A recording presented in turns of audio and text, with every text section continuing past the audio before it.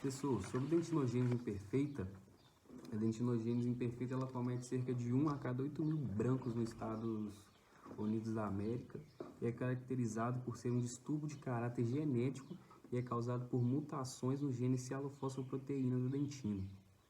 O gene DSPP está localizado no cromossomo 4q213, o qual é responsável por codificar grande parte das proteínas não colagenosas da dentina. Mutações desse gene podem desativar ou interferir indiretamente no metabolismo dessas proteínas, e com isso alterar a composição e a formação da dentina de diferentes formas. Esse fator pode justificar as variações das expressões clínicas e radiográficas da dentinogênese imperfeita. Devido a essa variabilidade de manifestações clínicas dos casos de dentinogênese imperfeita, ela pode ser classificada de 3 tipos: o tipo 1, o tipo 2 e o tipo 3. No passado, a maioria dos casos de dentinogênese imperfeita eram deixados sem tratamento até ocorrer a maturidade dos elementos dentários, quando eram extraídos e substituídos por próteses totais.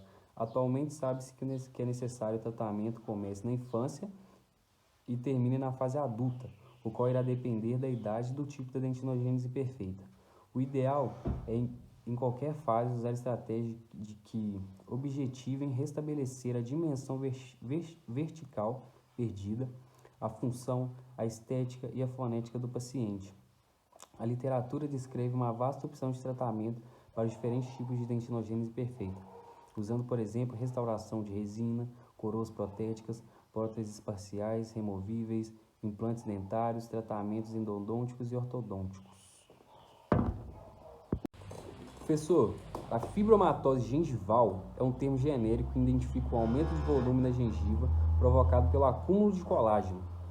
Ela é classificada em iatrogênica, idiopática, inflamatória, medicamentosa e hereditária. A fibromatose gengival com componente hereditário é chamada de fibromatose gengival hereditária. A fibromatose gengival hereditária foi descrita primeiramente por Gross, em 1856. A partir daí, inúmeros outros trabalhos têm procurado caracterizá-la como clínica, microscópica, bioquímica e geneticamente. Existem diversos sinônimos descritos na literatura para a fibromatose gengival hereditária, tais como gengivoma, epulides múltiplos, gigantismo da gengiva, macrogengiva congênita, gengivite hipertrófica, hipertrofia da gengiva, gengivite hipertrófica crônica, fibroma simétrico do palato, hiperplasia familiar, gengivomatose, elefantiase gengival, fibroma difuso da gengiva, elefantiase familiar, fibromatose idiopático, hiperplasia gengival hereditária e fibromatose familiar congênita. De acordo com os relatos da literatura, a expressão da fibromatose gengival hereditária pode variar de leve a grave em indivíduos da mesma família, e a presença de dentes é essencial para que ocorra essa condição. Emerson, em 1965, foi o primeiro a relatar a variabilidade dessas condições em pessoas de uma mesma família, um relato de 4 gerações. A ocorrência das formas generalizadas e localizadas da fibromatose gengival hereditária na família tem sido relatada, sugerindo um caráter hereditário dessas formas de manifestação. Entre os estudos, não há concordância sobre qual dentição primeiramente afetada. É primeiramente afetada, né? Becker, em 1967, acreditava que a fibromatose gengival hereditária tornava-se evidente na fase de erupção dos dentes descidos e ela desaparecia quando erupcionava os dentes permanentes. Muitas vezes está correlacionada com a erupção dos dentes descidos e permanentes, podendo provocar falha ou atraso na sua erupção. De acordo com Carranza e Newman, em 1987, Lascala e Moussali, em 1995, a fibromatose gengival, em contraste com a hiperplasia induzida pela fenitoína, afeta além da gengiva inserida e das papilas interdentárias, a gengiva marginal, devido a esse fator ser um importante auxílio no seu diagnóstico diferencial.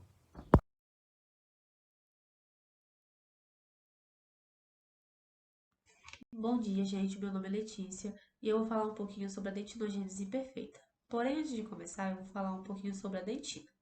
A dentina, ela é uma estrutura mineralizada de tecido vascular acelular que possui prolongamentos de odontoblastos no interior de seus túbulos.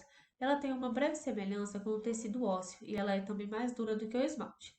Ela possui uma elasticidade importante na sustentação de esmalte e é a principal responsável pela coloração do dente e é responsável também pelo amortecimento das forças mastigatórias. Ela também é a parte que mais constitui a estrutura do dente. Agora eu vou dar continuidade falando sobre a dentinogênese imperfeita. A dentinogênese imperfeita ela é uma anomalia genética autossômica dominante, que é uma perturbação hereditária no desenvolvimento da dentina e que ocorre durante o desenvolvimento dentário. Ela é uma anomalia dentária mais comum em relação aos defeitos dentários de estrutura, que afetam tanto as dentições descidas quanto as dentições permanentes, interferindo tanto no tamanho quanto na forma e quanto no número de dentes. Essa condição provoca a descoloração dos dentes e torna também os dentes mais fracos do que o normal, tornando-os mais expostos aos desgastes, podendo ocasionar a quebra e também a perdas. Para a percepção dessa anomalia em seus três tipos, como eu já havia comentado, existem três tipos de dentinogênese imperfeita, a do tipo 1, a do tipo 2 e a do tipo 3. A do tipo 1 ela é associada à osteogênese imperfeita, que aumenta a gravidade dos casos. Ela possui uma alteração relacionada à mutação dos genes da sialofosproteína dentinária, a DSPP, o que sugere que essas condições possam ser alélicas e os dentes possuem aparência opalescentes, variando entre castanhado e cinza azulado. A câmara pulpar é obliterada por dentina normal e seu esmalte tende a se fraturar e se soltar facilmente devido à junção à melodentinária anormal. Radiograficamente, os dentes apresentam coroas bulbosas decorrente de constituição cervical com raízes finas e curtas. A do tipo 2, ela é a forma menos comum da dentinogênese.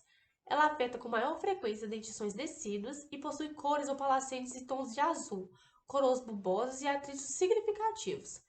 Os dentes são descritos como os dentes de concha devido ao aumento da polpa.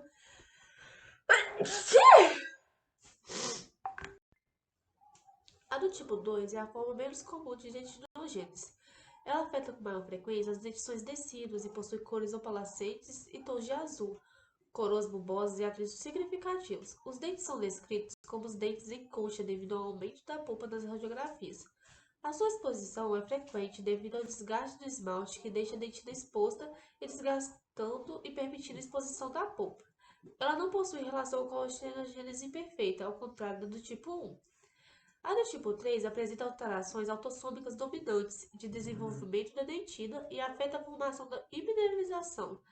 Suas características se assemelham ao do tipo 1 e da do tipo 2. Os dentes descidos apresentam múltiplas exposições pulpares e têm maior amplitude. Seus canais radiculares são grandes e suas paredes dentárias são finas. Radiograficamente apresentam aspectos de casca e parecem ocos devido à hipertrofia da dentina.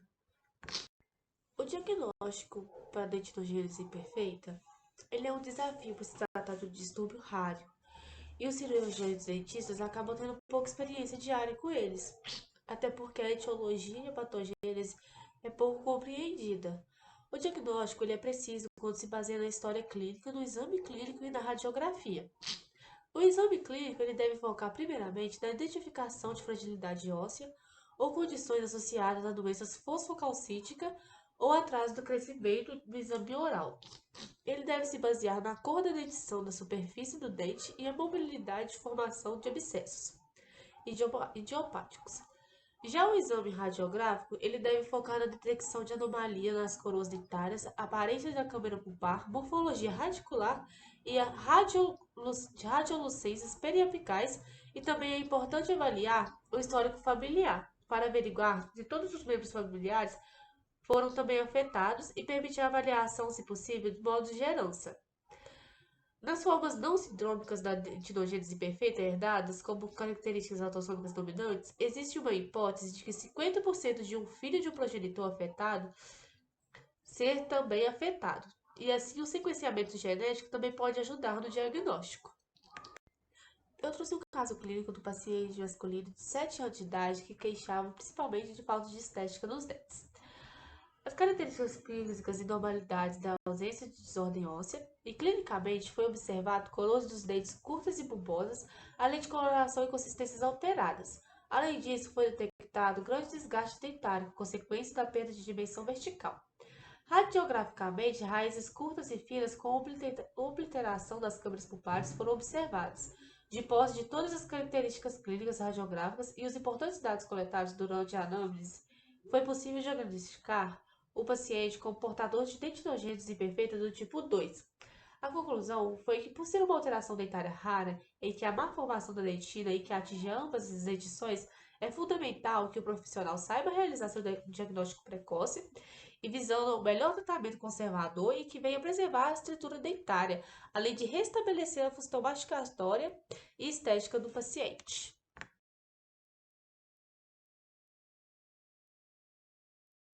A mastose gengival hereditária foi descoberta primeiramente por Gross em 1856. A partir desse relato, inúmeros outros trabalhos têm procurado caracterizá-la clínica, microscópia, bioquímica e geneticamente. Entretanto, de acordo com a Georgson e Crockett, os resultados desses estudos são controversos.